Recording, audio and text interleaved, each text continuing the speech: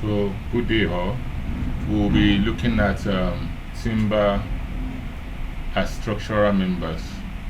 We'll be looking at the design of timber as a structural member, and as we know, we have softwood and hardwood. I will I will have to move fast because I won't be. I'll be focusing on the calculation aspect. So we the design code for timber is PS 5268, and though there's recent Euro code on that, but I will update us on that later. Now, the material properties, that is the tensile strength, the so the we have the material properties. When we talk about the material property, maybe the tensile strength that is parallel to grain, the compressive strength parallel to grain, the shear strength, the tensile strength perpendicular to grain, so and the compression strength perpendicular to grain. Now, the each of these properties has its own value that will be treating based on different wood, and there's a table for selection of these properties, and as we proceed with our calculation, mind you, all these properties are the determinant for the, let me say, the loading capacity of a material member, maybe the shear strength, the tensile strength, the compression strength, the modulus of elasticity of that material, and the shear modulus. No, so knowing this, then we proceed to this is the table I was talking about that covers for the different material, and the timbers are classified into different classes. We have C14, C16, like that, and you can see we have the bending, the tension, those properties. You can see the value based on what we are talking about. Now, the knowing this, let's proceed to the next phase. As you know, the grade of timbers are calculated as maybe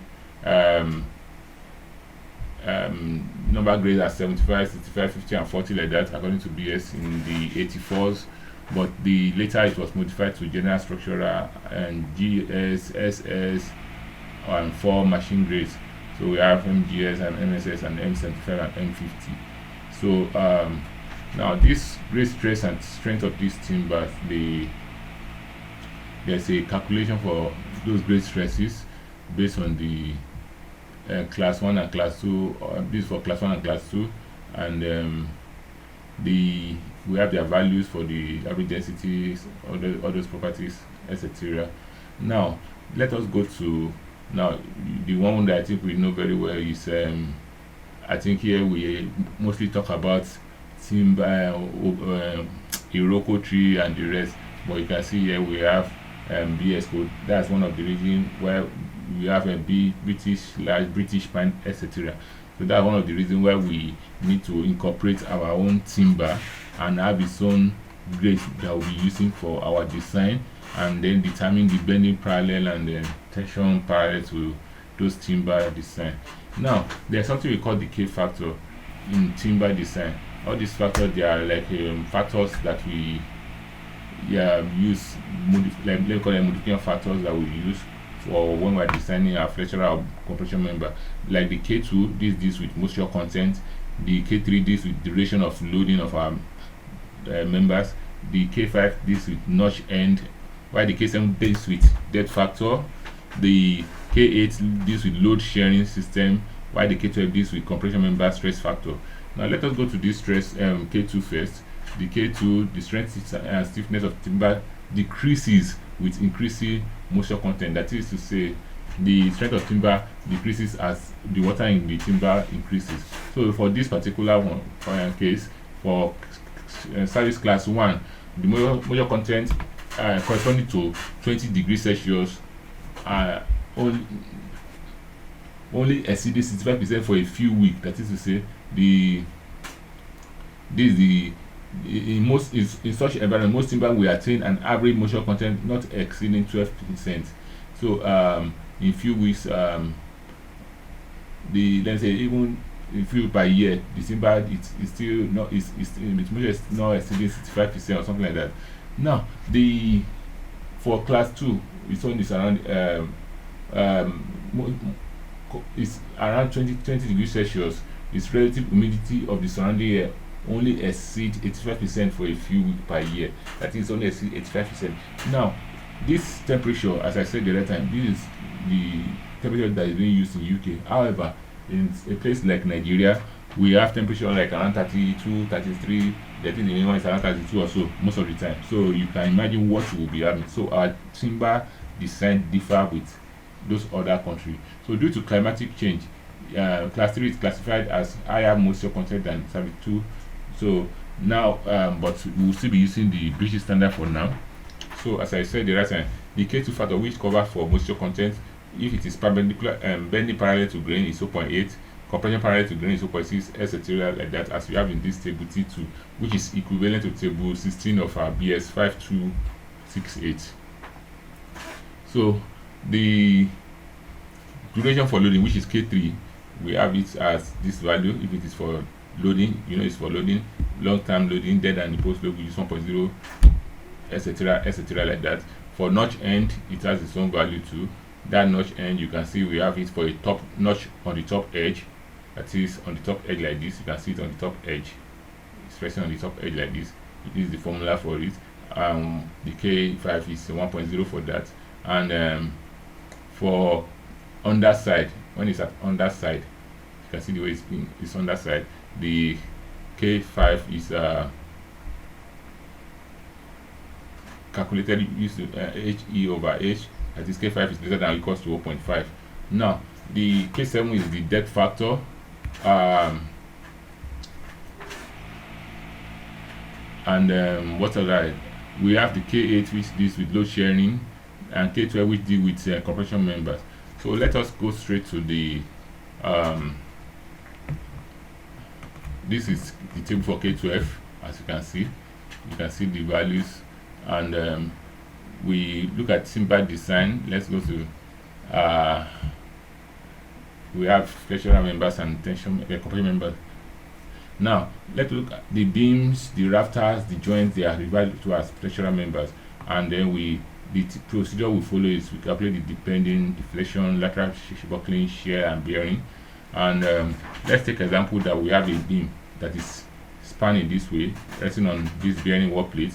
We have the clear span into in, and we have the effective span, which is center to center.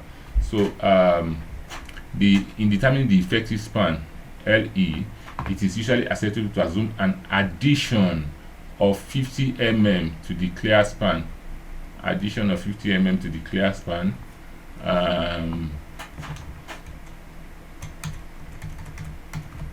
So don't forget that, take note of that. So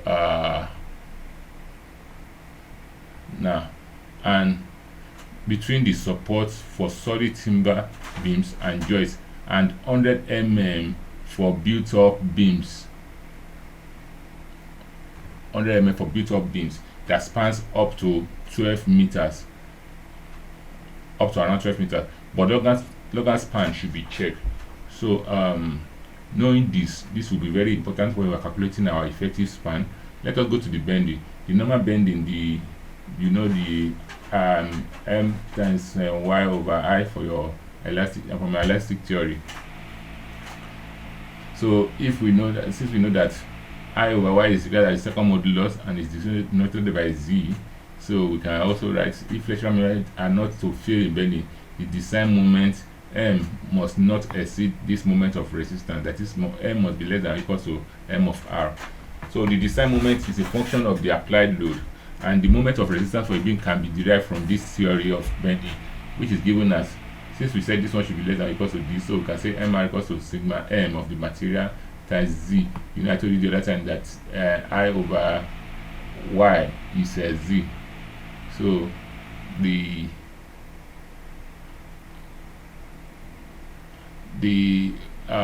what's it called? The sigma M ADM. When you see this particular symbol like this, we are talking about permissible bending stress that is parallel to grain. Parallel to grain, that's this line that we're having. If it is perpendicular, we will see a straight line and then a cross underneath. While ZSS is the section modulus. Now for rectangular beam, you know that ZS is equal to ISS over Y, and rectangular we have bh cube over 12, and then the centroid of that is h over 2, which will give us bd square over 6. This is just an example, and you know all these ones. So the permissible bending stress is calculated by multiplying the grade bending stress sigma mg by any relevant k factor. So the k factor we are considering, we multiply with k2, k3, k7, or whichever one is appropriate. So, and at the end of the day, for a given design moment, the minimum required section modulus, the SS that is required, can be calculated using the equation 10, this equation, and then which is derived by combining equation 6 and 7, which will give us this m over this particular value. So let me not waste much time on that. Now we have different thickness and different class, and the width.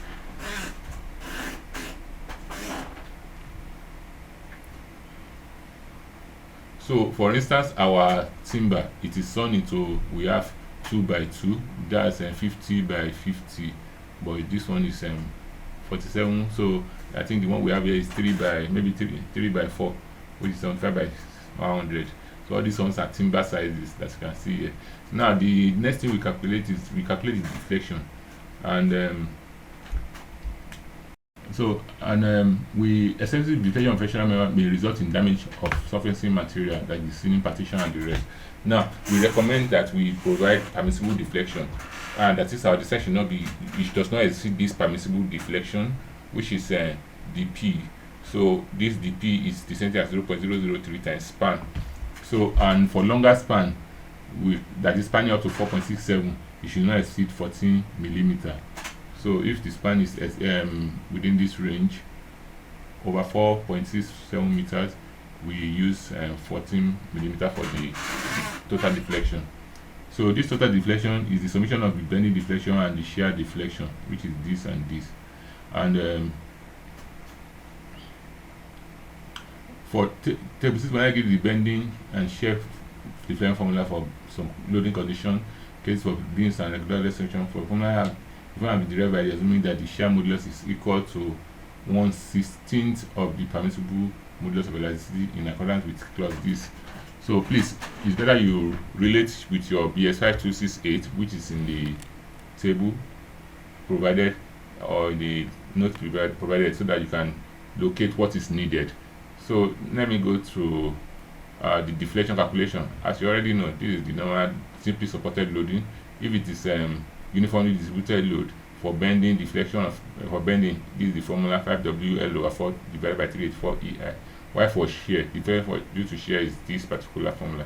Now for point load, this is the formula we're going to use. So you can see that it differs from this, and then this is the shear, and then if it is loaded at different points, this is the formula for the deflection. So let us go to lateral buckling. Another we have for other members, maybe fixed end and the rest. So let's go for lateral buckling. In this lateral buckling, this is an example of buckling. You can see the way this member buckle, and if flexural members are not effectively laterally restrained, it is possible for the member to twist. That is, if it's not held bound, it can deflect. It can deflect sideways, thereby causing to fail in bending, shear, or deflection. So this is referred to as lateral buckling.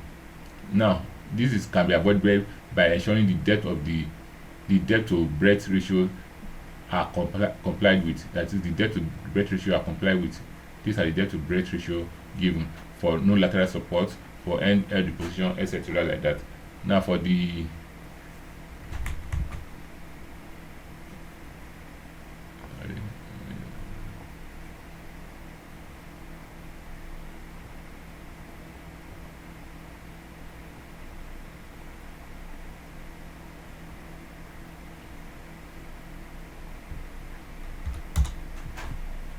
so let's go to the shear. I'll talk about the buckling, the shear now. If measure members are not to fail in shear, the applied shear stress parallel to the grain should not exceed the permissible shear stress. So TA should not exceed TADM. And then the formula for beam with rectangular cross section, the maximum applied shear stress across at the neutral axis is given by this formula, where FV is the applied shear, vertical shear force, while A is the area, cross-sectional area, and the permissible stress is given by this. This is the permissible stress given by this formula, and the TG is the grade shear stress parallel to the grain. Now, the other thing that we need to know is the bending perpendicular to grain, and you can see this is the perpendicular symbol that I was talking about the other time, and the applied bending stress is given by this, which this one must be less than or equal to the permissible compression stress. You can see it here. That is, the applied bearing stress should never exceed the permissible compression stress perpendicular to the grain. So this needs to be taken into consideration when we're doing our design. So this one, we need to apply different the K factors to it. So by the time we apply K factors to it, this is what we have in the formula. So let's go to calculation example of this usage.